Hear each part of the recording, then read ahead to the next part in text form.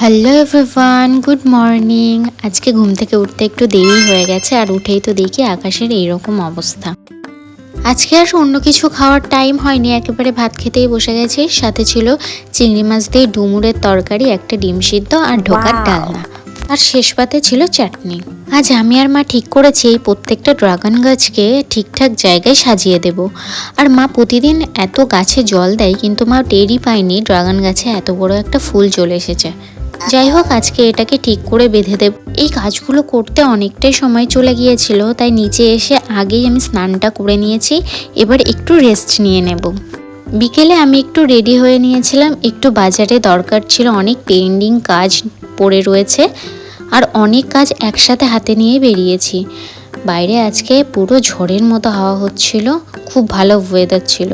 হঠাৎ করেই মনে পড়লো আমার একটা সানগ্লাস নেওয়ার দরকার ছিল, তাই আবার একটা সানগ্লাসও নিয়ে নিয়েছি। এটা কেমন লাগছে জানিও।